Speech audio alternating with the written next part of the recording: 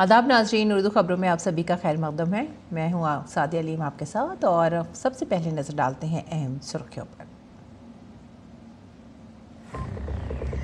Operation सिंदूर पर वज़ीर दाखिला अमित शाह का राज्यसभा में बयान। वज़ीर आज़म की क़यादत में सिक्योरिटी फोर्सेस ने अब तक का सबसे दुरुस्त और फौरी जवाब दिया। कश्मीर दहशतगर्दी से होगा पाक।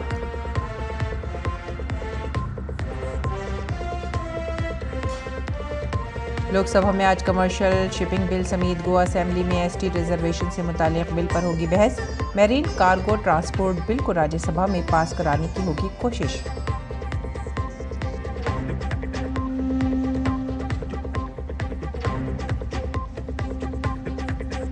ट्रंप के इंतबाह के बावजूद अमरीकी फेडरल रिजर्व ने शरह सूद में नहीं की कोई तब्दीली। कमेटी ने कहा बेरोजगारी की शरह कम है और इफराती ज़र अब भी है ज़्यादा।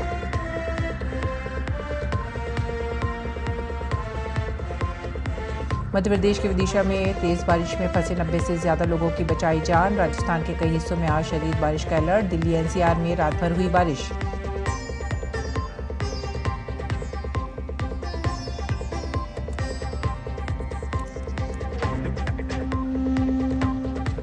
खेलों में आज से ओवल में होगा भारत और इंग्लैंड के दरमियान 5वां और आखिरी टेस्ट मैच। सीरीज बराबर करने की कोशिश करेगी टीम इंडिया। इंग्लिश कप्तान बेन स्टोक्स चोट के सबब खेल से बाहर।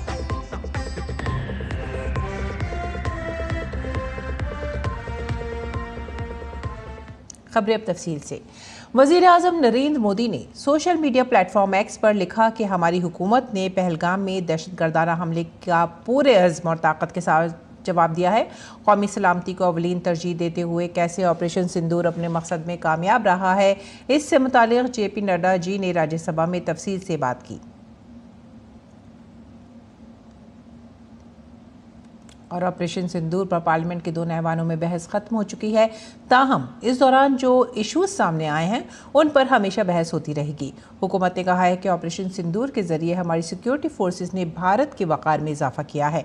कल राज्यसभा में इस मौजू पर बहस में हिस्सा लेते हुए वज़ीर दाखिला अमित शाह ने कहा कि ऑपरेशन सिंदूर दुनिया के तमाम दहशतगर्दाना हमलों का सबसे दुरुस्त और फौरी जवाब है। अमित शाह ने ऐवान में ऑपरेशन महादेव का भी जिक्र किया और कहा कि 28 जुलाई को लश्कर के 3 दहशतगर्द सुलेमान, अफगान और जबरान को कश्मीर में सिक्योरिटी फोर्सेस ने मार गिराया।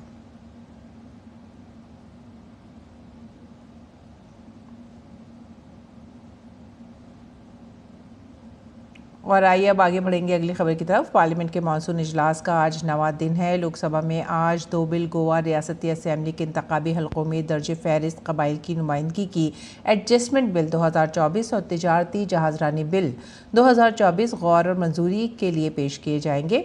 गोवा कानून साज असेंबली से मुतालिक ये बिल रियासत में दर्ज फहरिस्त कबाइल को रिजर्वेशन फराहम करता है। तिजारती जहाजरानी बिल 2024 भी लोकसभा में बहस के लिए दर्ज है। इस बिल के जरिए समुद्री मुआहदों और बैनुल-अक़वामी दस्तावेज़ात के तहत भारत की जिम्मेदारियों की तकमील को यकीनी बनाया जाना है। राज्यसभा में आज एक और bill the carriage of goods by sea bill 2025 बहस के लिए फहरिस्तबंद है।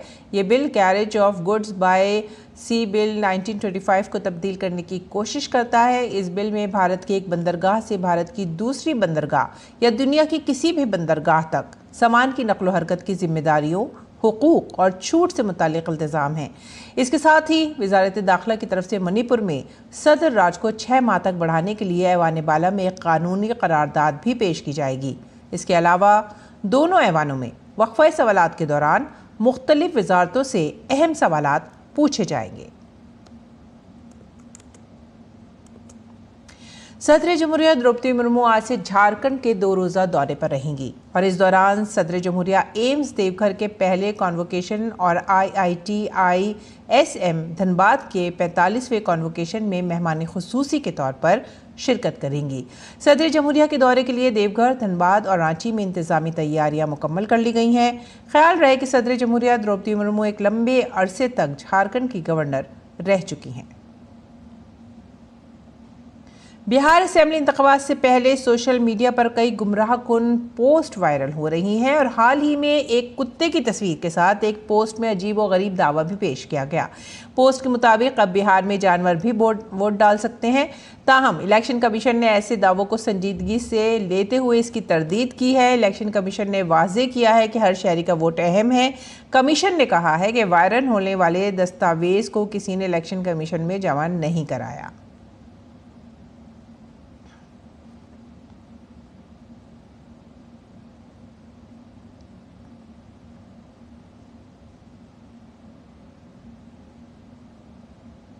और लोकसभा स्पीकर ओम बिरला ने इंडियन इंफॉर्मेशन सर्विस 2023-24 बैच के ट्रेनी अफसरान से पार्लियामेंट हाउस में मुलाकात की।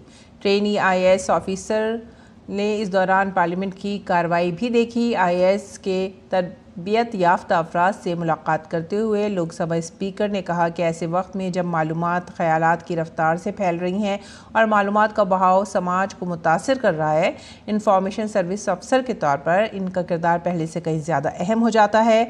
लोकसभा स्पीकर ने अपने खिताब में ये भी कहा कि मुस्तकबिल के इन अफसरान को जदीद भारत की कहानी को वजाहत, दुरुस्तगी और जवाबदेही के साथ तश्कील देने का काम सौंपा जाना है। इसके लिए भारत के तनव्वुर और उसकी जमहूरी इक़्तिदार को समझना निहायत ज़रूरी है।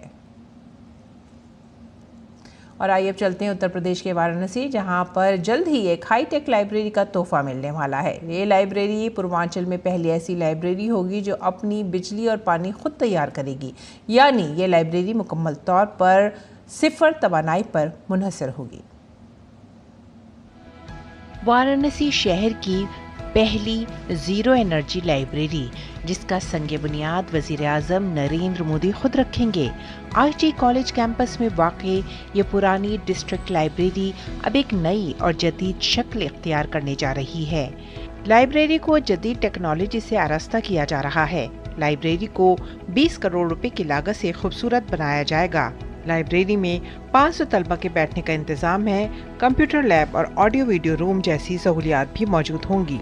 VTA के नायब सदर पलकित गर्ग ने बताया कि इस लाइब्रेरी की पुरानी इमारत को मुकम्मल तौर पर नए सिरे से डिज़ाइन किया जाएगा, जिसमें तलबा के लिए बहुत सी हाईटेक सहूलियात होंगी। वर्तमान में LT कॉलेज में एक डिस्ट्रिक्ट लाइब्रेरी वहाँ एग्जिस्ट करती है, जिसकी क्षमता करंट में 100 से 150 बच्चों की है। ये लाइब्रेरी जो है काफ़ी समय पूर्व बनी थी, इसलिए वर्तमान में जो है आवश्यकताओं को पूरा नहीं कर रही थी।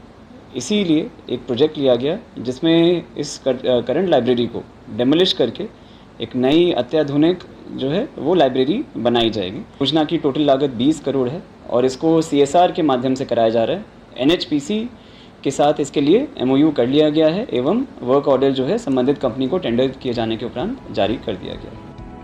इस लाइब्रेरी की सबसे खास बात ये होगी कि लाइब्रेरी की इमारत मुकम्मल तौर पर शमसी तवानाई से लैस होगी और पानी की ज़रूरत रिसाइकलिंग सिस्टम के जरिए पूरी की जाएगी, जबकि पीने का पानी बाहर से लाया जाएगा, लेकिन रिसाइकिल शुदा पानी को दूसरे इस्तेमाल के लिए इस्तेमाल किया जाएगा।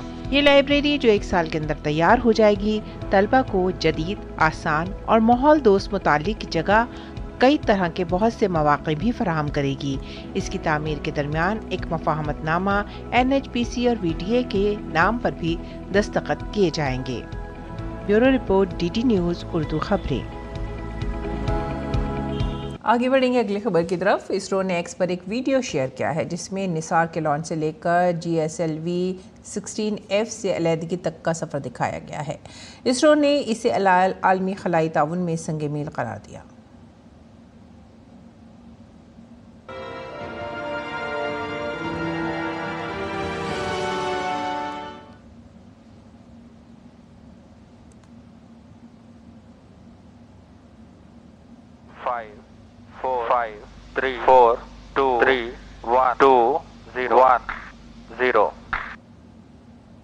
All L40 engines generating nominal thrust. S139 motor ignited. P1 tracking. Lift off normal. MFCR tracking. P2 tracking. Plus 20 seconds. First stage performance normal. Plus 25 seconds.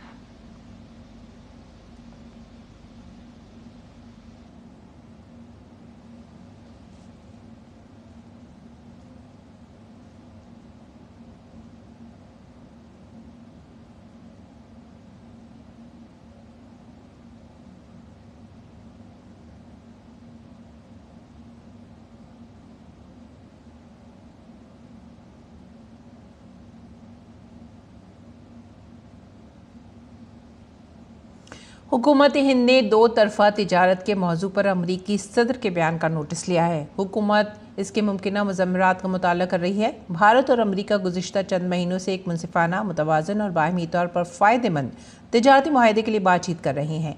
हुकूमत ने इस बात का इरादा किया है कि वो इस मकसद के लिए पूरी तरह पुरज़्म है। हुकूमत भारत के किसानों, कारोबारियों और माइक्रो, छोटे और दरमियाने दर्जे के कारोबारी इदारों MSME की फलाह बहबूद और मफादात को सबसे ज़्यादा अहमियत देती है। हुकूमत कौमी मफाद में तमाम ज़रूरी इक़दाम करेगी, जैसे कि बरतानिया के साथ हाल ही में दस्तखतशुदा मुआहदे, जामी इक़्तिसादी और तिजारती मुआहदा समेत दीगर तिजारती मुआहदों में किया गया है। मरकज़ी वज़ीर सियाहत और सक़ाफ़त गजेंद्र सिंह शेखावत ने तकरीबन 127 साल बाद भगवान बुद्ध से मुतालिक मुक़द्दस आसार और विरसे को भारत वापस लाने पर अपनी खुशी का इज़हार किया है।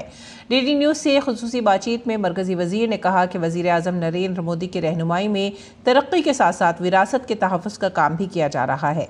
ये तकरीबन 2500 साल पुराने मुक़द्दस आसार न सिर्फ भारत बल्कि पूरी दुनिया का अनमोल विरसा हैं। भगवान बुद्ध के पवित्र अवशेषों को नीलामी से बचाकर करीब 127 साल बाद फिर से भारत लाया गया है। हमारे साथ बात करने के लिए केंद्रीय मंत्री गजेंद्र सिंह शेखावत जी हैं। सर, कितना महत्वपूर्ण ये दिन है और किस तरीके से ये इन अवशेषों को लाया गया हांगकांग से भारत? अंग्रेजों के समय में हुई खुदाई में वो अवशेष वापस मिले जिन पर लिखा गया था ये भगवान बुद्ध के अवशेष हैं। दूसरे कैस्केट पर यह भी लिखा था कि उनके परिवार के लोगों के भाइयों ने, परिवार के महिलाओं ने, उनकी बहनों ने जो उनकी स्मृति में अवशेष इन अस्थि अवशेषों के साथ रखे थे, उनमें से एक बड़ा हिस्सा भारत से निकल करके उस समय इंग्लैंड में चला गया। शायद कभी किसी ने कल्पना नहीं की थी कि वो लौट करके भारत में आएगा, लेकिन माननीय प्रधानमंत्री जी का ये संकल्प कि भारत की विरासत का सम्मान करते हुए हमें विकसित होना है, उस दृष्टि के अनुरूप काम करते हुए मुझे प्रसन्नता है कि आज हांगकांग में सॉथबीज में जहां ऑक्शन हो रहा था, उस ऑक्शन को रुकवा करके हम इन पवित्र अवशेषों को, इस अमूल्य धरोहर को, इस अमूल्य निधि को भारत वापस लाने में कामयाब हुए हैं। सर, कितना मुश्किल था ये पूरा अभियान चलाया गया? निश्चित रूप से चुनौतीपूर्ण था। हमारे पास में जब सूचना आई थी, ASI को पता लगा था, माननीय प्रधानमंत्री जी के कार्यालय से सूचना आई थी और 3-4 दिन में प्रोएक्टिव तरीके से काम करके एक बार उस ऑक्शन को पोस्टपोन करवाया और उसके बाद में प्रक्रिया प्रारंभ हुई। भारत सरकार के जो है ASI के और यूनियन म्यूज़ियम के अधिकारियों को वहाँ भेजा, उनका इंस्पेक्शन कराया और इस तरह से एक लंबी प्रक्रिया को पार करके आज का ये शुभ दिन आया है। इसमें हमने अनेक देशों से सहयोग मांगा। इसके अतिरिक्त भी जो फिलैंथ्रोपिस्ट हैं, गॉडरेज फाउंडेशन के फिरोज शाह गॉडरेज, उन्होंने बड़ी भूमिका का निर्वहन किया। भारत की विरासत को भारत में लाने के लिए पब्लिक प्राइवेट पार्टनरशिप की एक नई शुरुआत, एक नए सूर्योदय का समय। और मैं मानता हूं कि जब एक बार फिर भारत की विरासत को सहेजने संवारने का काम माननीय प्रधानमंत्री जी के नेतृत्व में हुआ है। कौन कौन से अवशेष हैं, क्या क्या वस्तुएं इसमें हैं और किस तरीके से इसको लोग देख पाएंगे आगे? बहुत सारे चीज़ें हैं, जो कुछ मणियाँ हैं, कुछ बीड्स हैं, कुछ सोने से बने हुए आभूषण हैं, कुछ अन्य मेटल से बने हुए आभूषण हैं। जैसा उस पर लिखा गया था कि उनके परिवार के सदस्यों के द्वारा दिया गया। इसका एक बड़ा हिस्सा पहले से भारत सरकार के इंडियन म्यूज़ियम में है। आने वाले समय में इस सब को जोड़ करके एक हॉलिस्टिक एग्जीबिशन जिसको हम प्लान कर रहे हैं वो करेंगे, तब जनता के, सबके, आम आदमी के इसको देख सके और एक गौरव की अनुभूति कर सके, भारत के उस इतिहास और इतिहास की धरोहर को समझ सके, ये हम कर पाएँ। ये तो हमारे साथ केंद्रीय मंत्री गजेंद्र सिंह शेखावत, जिनका कहना है कि एक बड़ी उपलब्धि है सरकार की, जिस तरीके से इन अवशेषों को जो है 127 साल के बाद फिर से एक बार भारत लाया गया है। ये दिखाता है कि तरीके से सरकार जो है विकास और विरासत दोनों को साथ में लेकर चल रही है और बहुत ही जल्द इन अवशेषों का जो है आम लोग भी दर्शन कर पाएंगे। कैमरामैन आनंद कुमार के साथ अजीत द्विवेदी, DD न्यूज, दिल्ली। और अब रुख करते हैं मध्य प्रदेश का। मध्य प्रदेश के विदिशा में मूसलाधार बारिश से मामूलात ज़िंदगी मुतासिर हुए हैं। विदिशा ज़िले में मंगल को सुबह से शुरू होने वाली बारिश ने आहिस्ता आहिस्ता खौफनाक शक्ल इख्तियार कर ली। तकरीबन 16 घंटे तक जारी रहने वाली बारिश ने पूरे ज़िले के निज़ाम को दरहम भरम कर दिया। नदियों और नालों में तुग़यानी से देहात और शहरों का राब्ता मुनक़ता हो गया। शहर की सड़कों से लेकर पोश कॉलोनियों तक में पानी भर गया। यहाँ बारिश में फंसे 90 लोगों को होम गार्ड और SDRF की मुश्तरका टीम ने काफ़ी मेहनत के बाद बाहिफाजत निकाल लिया है। इस बीच अगर बात करें दिल्ली एनसीआर की, तो यहाँ पर भी रात भर मुसलसल तेज़ बारिश होती रही है। महकमा मौसमियात के मुताबिक दिल्ली एनसीआर में गरज चमक के साथ हल्की से दरमियानी बारिश आज भी जारी रह सकती है। दर्जा हरारत 30-32 डिग्री सेल्सियस के दरमियान रहने की तवक्को है, जो कि मामूल से थोड़ा कम होगा। महकमा मौसमियात ने आज के लिए तफसीली अलर्ट जारी कर दिया है। मुल्क के कई हिस्सों में तूफ़ानी बारिशों की वार्निंग दी गई है। ख़ास तौर पर राजस्थान, मध्य प्रदेश, उत्तराखंड, असम, मेघालय और अरुणाचल प्रदेश जैसी रियासतों में शदीद बारिश और सैलाब की पेशेनगोई की गई है। मरकजी वज़ीर दाखिला अमित शाह ने आज़ादी के मतवाले उधम सिंह को उनके बलिदान दिवस पर खिराज अक़ीदत पेश किया। अमित शाह ने एक्स पर कहा कि उधम सिंह जी, जिन्होंने अपनी ज़िंदगी इज़्ज़त नफ्स और आज़ादी के लिए वक्फ़ कर दी, अंग्रेज़ों के मज़ालिम के ख़िलाफ़ बगावत की, जलियांवाला बाग के वहशियाना कत्लेआम ने उन्हें इतना परेशान किया कि इंग्लैंड जाकर उसका बदला लिया। गदर पार्टी के ज़रिए उन्होंने बैरून मुल्क मुक़ीम भारतीयों में हुब्बुल वतनी के बीज बोए। उनकी बहादुरी, हिम्मत और क़ुरबानी ने जद्दोजहद आज़ादी को मज़ीद तेज़ कर दिया। वो अब तक नौजवानों को मुल्की मफाद को मुक़द्दम रखने की तरग़ीब देते रहेंगे। अमर शहीद सरदार उधम सिंह जी को उनके बलिदान दिवस पर खिराज अक़ीदत।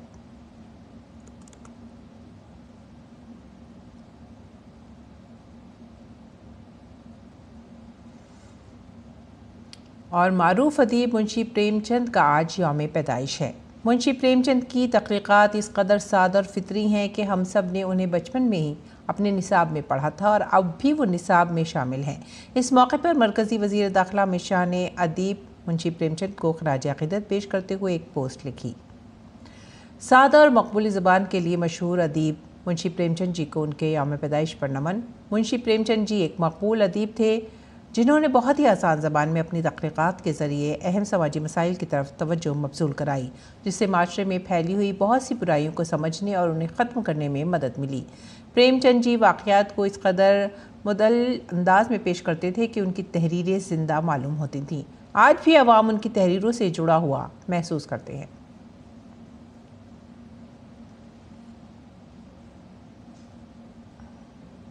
नाज़रीन, अब पेश है दिल्ली से शाया होने वाले उर्दू अखबारात का मुख्तसर जायज़ा।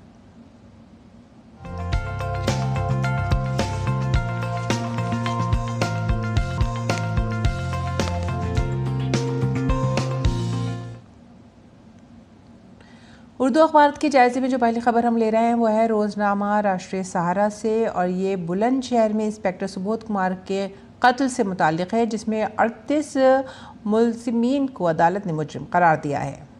और इसके बाद की जो अगली खबर हम ले रहे हैं वो भी है रोज़नामा राष्ट्रीय सहारा से। ट्रंप का हिंदुस्तान पर 25% टैरिफ और जुर्माने का ऐलान, और इस सिलसिले में कांग्रेस ने मरकज़ी हुकूमत को भी घेरा है और हिंदुस्तान इस सिलसिले में गौर ख़ास कर रहा है कि आगे क्या पेशकदमी की जाएगी।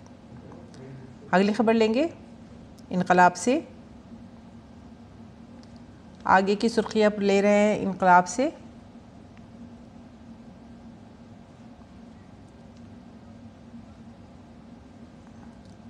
और ये जो सुर्खी है ये बिहार से है। बिहार वोटर लिस्ट पर पार्लियामेंट के अंदर एहतजाज, और इंडिया इत्तेहाद के लीडरों ने तख्तियाँ लेकर नारेबाजी की, जिसमें सोनिया गांधी भी शामिल हुई। इसके अलावा जो इनकलाब ने अपनी सुर्खी बनाई है वो है मिशन निसार की कामयाब लॉन्चिंग। अमरीकी खलाई एजेंसी नासा की मुश्तरका काविशों से तैयार करदा इसरो सैटेलाइट निसार को बुध की शाम आंध्र प्रदेश के श्रीहरिकोटा में वाक़ सतीश धवन स्पेस सेंटर से लॉन्च किया गया है। आगे बढ़ेंगे अगली खबर की तरफ, और ये है फ़िलिस्तीनी रियासत के क़याम के लिए 15 माह का वक्त तय किया गया है। मुसव्वदे में कई कुलीदी निकात पर इत्तफ़ाक़, इसराइल से एलानिया अहद करने का मुतालबा भी किया गया है। ये सहाफ़त की बड़ी सुर्खी, और इसके साथ ही एक और सुर्खी सहाफ़त ने लगाई है वो है फ़िलिस्तीन की आज़ादी के हक़ में भारत ने उठाई आवाज़। अक़वाम मुत्तहिदा में आला सतही कॉन्फ्रेंस का इनेकाद, जिसमें कहा कि कागज़ी कार्रवाई से आगे बढ़ने की है सख्त ज़रूरत। तो ये थे आज के उर्दू अखबारात, उनसे जुड़ी हुई चंद सुर्खियाँ। अब आगे बढ़ते हैं गैर मुल्की खबरों की तरफ। साबिक़ अमरीकी नायब सदर कमला हैरिस ने ऐलान किया है कि वो 2026 में कैलिफोर्निया के गवर्नर के ओहदे के लिए इंतखाब नहीं लड़ेंगी। कमला हैरिस के इस फैसले से उनकी सियासी मुस्तकबिल के बारे में बहस तेज़ हो गई है।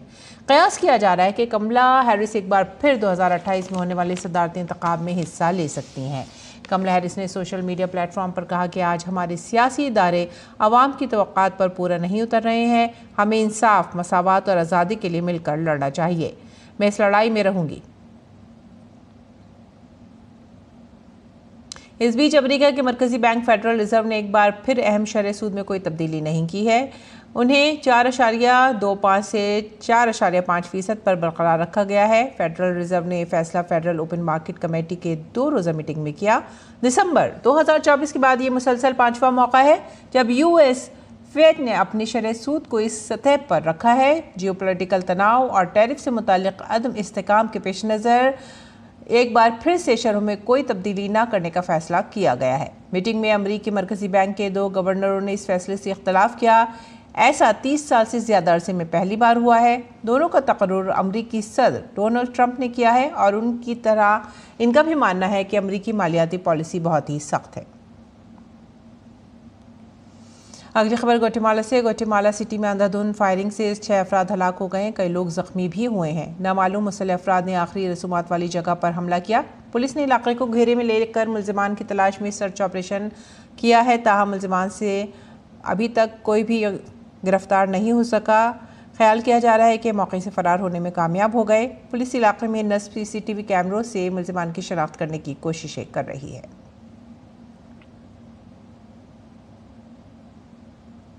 कनाडा के वज़ीर आज़म मार्क कार्नी ने कहा है कि वे सितंबर में अक़वाम मुत्तहिदा में फ़िलिस्तीन को एक मुल्क के तौर पर तस्लीम करने का इरादा रखते हैं।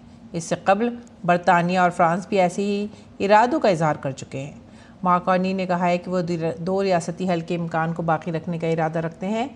उन्होंने सहाफ़ी को बताया कि मुजव्वज़ा कदम फ़िलिस्तीनी अथॉरिटी के इस्लाहात के अज़्म पर मबनी है, जिसमें उनकी तर्ज़ हुकूमत में बुनियादी इस्लाहात और 2026 में आम इंतख़ाबात के इनेकाद के अज़्म पर मबनी है, जिसमें हमास का कोई किरदार नहीं होगा। कनाडा तवील अरसे से कह रहा है कि वो इसराइल के साथ अमन मज़ाकरात के इख्तिताम के बाद ही फ़िलिस्तीनी रियासत को तस्लीम करेगा।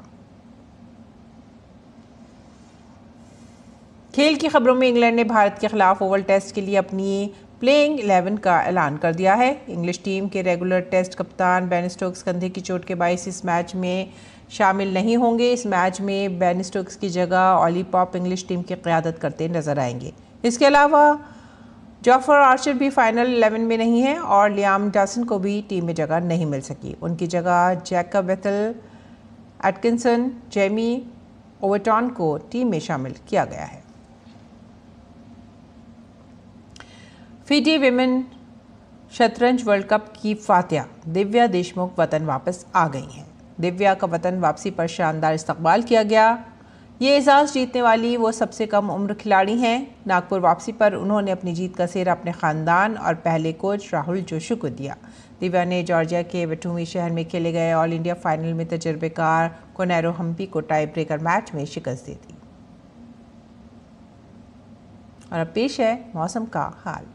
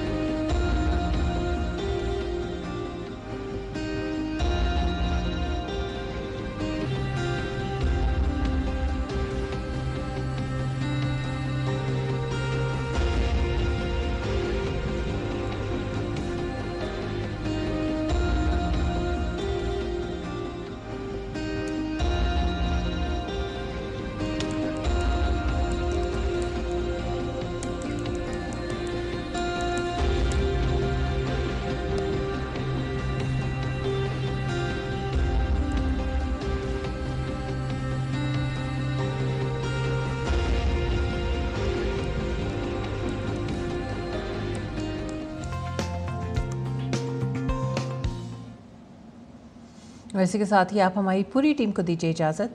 आदाब।